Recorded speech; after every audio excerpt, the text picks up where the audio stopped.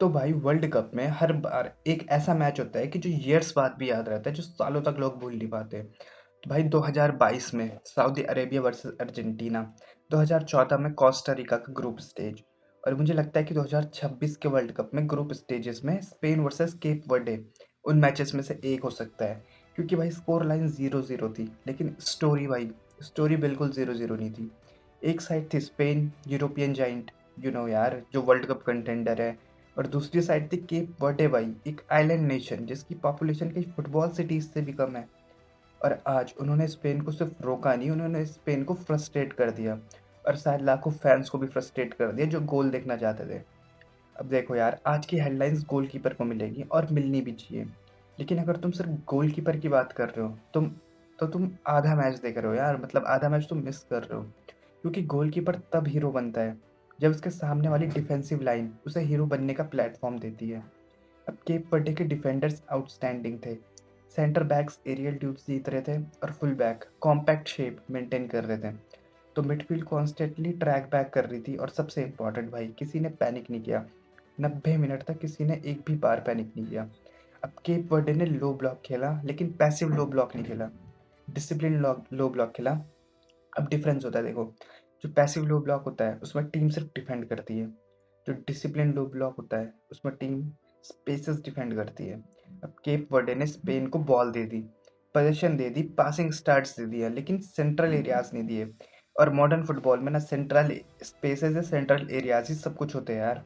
अब स्पेन के अटैकर्स को डेंजरस जोन मिल ही नहीं रहे थे अटैक करने के लिए। और भाई फिर आते उस बंदे पे जो आज केप वर्डे का नेशनल हीरो बन चुका है। भाई उस बंदे के 45K वो थे फॉलोवर्स इंस्टा पे, और अब उसके 4 मिलियन क्रॉस हो चुके हैं गेम के बाद। भाई गोलकीपर जोजीना नाम था उनका। तो भाई कुछ परफॉर्मेंस ना स्टैटिस्टिक्स से एक्सप्लेन नहीं कर सकते अलोंडो। ये उनमें से एक थी, क्योंकि जब स्पेन मोमेंटम बिल्ड कर रही थी ना, तो वो बंदा सेव कर रहा था। जब लगता है कि गोल पक्का है, वो बंदा तब सेव कर रहा था। जब लगता है रिबाउंड पे गोल आएगा, उस बंदे ने सेव किया।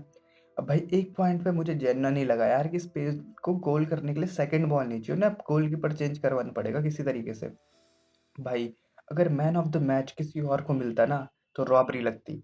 मैन ऑफ द मैच मिला है गोलकीपर को, केप वर्डे के जोजिना भाई, मास्टर क्लास परफॉर्मेंस दी उन्होंने। भाई अब स्पेन की एक बात है, और मुझे लगता है कि आज स्पेन की बिगेस्ट प्रॉब्लम पोजीशन नहीं थी। पोजीशन मतलब थी एक प्रॉब्लम, लेकिन कंट्रोल भी था, प्रॉब्लम थी क्रिएटिविटी। यार क्योंकि फुटबॉल में एक पॉइंट के बाद पोजीशन स्टैटिस्टिक्स बन जाती है, थ्रेट नहीं बन पाती। हमने कितने ही मैचेस में ऐसा देखा है, अगर तुम फुटबॉल फैन हो तो तुमने बहुत मैचेस में देखा होगा कि पोजीशन यार सिर्फ स्टैट्स बन के रह गई, क्योंकि जो जिसकी पोजीशन कम थी वो टीम जीत चुकी है। तो तुमने बहुत मैचेस में देखा होगा। अब स्पेन का गेम रिपीटेटिव लगने लगा था यार, pass pass pass, switch, cross, clearance and repeat, बस यही चल रहा था। और यही मुझे लमीन यमाल की कमी फील हुई। क्योंकि यमाल भाई वो प्लेयर है ना, जो स्ट्रक्चर तोड़ देता है अपोनेंट टीम का, जो गेम प्रिडिक्टेबल से अनप्रिडिक्टेबल बना देता है। अब यमाल का क्या है कि वो ड्रिबल करता है टाइट स्पेसेस में, ठीक है। अब जब टाइट स्पेसेस में ड्रिबल करता है, तो जो अपोनेंट टीम का बैलेंस है पूरी तरह से टूट जाता है, पूरा उनका स्ट्रक्चर टूट जाता है, और स्पेस बनते हैं तो अटैक बेटर होगा, चांसेस मिलेंगे, ठीक है। तो जो एक पूरी ड्रिबल से ना पूरी डिफेंसिव जो शेप होती है वो कोलैप्स कर देता है यमाल का गेम। तो आज स्पेन के पास बॉल थी, लेकिन केओस क्रिएटर नहीं था उनके पास, लमीन यमाल। और ऑनेस्टली भाई यार, फेरन टोरेस का गेम क्या था, मतलब वो स्पेशली जब उसे वाइड एरियाज में यूज़ किया गया। क्योंकि जब आप लो ब्लॉक के अगेंस्ट खेल रहे हो, तो विंगर का काम सिर्फ टच लाइन पे खड़े रहना नहीं है यार, उसको मतलब इम्बैलेंस क्रिएट करना होता है, 1v1 जीतना होता है, डिफेंडर को अनकंफर्टेबल करना होता है लॉन्डो। और मुझे लग रहा था कि स्पेन को उस साइड से रिक्वायर्ड आउटपुट नहीं मिल रहा था। अब भाई देखो यार, मैं गावी गावी का हेटर नहीं हूँ, बिल्कुल नहीं, मतलब क्योंकि भाई बंदे में एनर्जी है, इंटेंसिटी है, प्रेसिंग है। लेकिन वर्ल्ड कप स्क्वाड में होने के बाद, मतलब वर्ल्ड कप स्क्वाड में होने का मतलब सिर्फ पोटेंशियल नहीं होता यार, आउटपुट भी होता है। और मुझे लगता है कि बहुत लोग ये सवाल पूछने वाले हैं कि स्पेन को मिडफील्ड में और क्रिएटिविटी चाहिए थी, या फिर वही फैमिलियर नेम्स को ट्रस्ट किया जा रहा है। क्योंकि जब आप नॉकआउट लेवल फुटबॉल की बात कर रहे हो, तो हर पोजीशन पे कंपटीशन होता है। अब भाई मेरी एक बात आज समझ नहीं आई, क्यों, नेचुरल सवाल है। अगर स्पेन को गोलकीपिंग डिपार्टमेंट आखिर भाई डेप्थ चाहिए उन्हें, तो वो राया को क्यों नहीं खिला, उन्होंने राया को नहीं खिलाया, या कोचिंग स्टाफ कुछ नया प्लान या लॉन्ग टर्म प्लानिंग लेके चल रहा है। मेरी ये समझ नहीं आया कि उन्होंने राया को क्यों नहीं खिलाया भाई। एकदम टॉप नॉच गोलकीपर है यार डेविड राया। अब देखो भाई, क्रिटिसिज्म भी हर बात पे क्रिटिसिज्म नहीं कर सकते, क्योंकि स्पेन की तरफ से अगर पॉजिटिव्स निकालने को है तो मेरे लिए पेड्री भाई बाय फार। जब भी स्पेन ने डेंजरस पोजीशन क्रिएट की, उसके आसपास पेड्री इन्वॉल्व था। और कुकुरेला भी इम्प्रेसिव था भाई। उसकी energy, width, work rate, intent. भाई रिजल्ट नहीं मिला लेकिन एफर्ट डेफिनेटली मिला, और कुकुरेला का गेम मुझे पर्सनली अच्छा लगा है काफ़ी।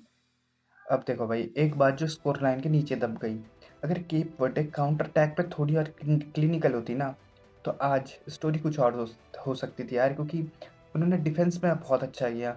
लेकिन अगर वो काउंटर अटैक अच्छा होता तो वो स्पेन पे ठोक देते भाई। एक दो गोल तो ठोक के आते, क्योंकि मूवमेंट्स आए थे, स्पेसेस भी मिले थे।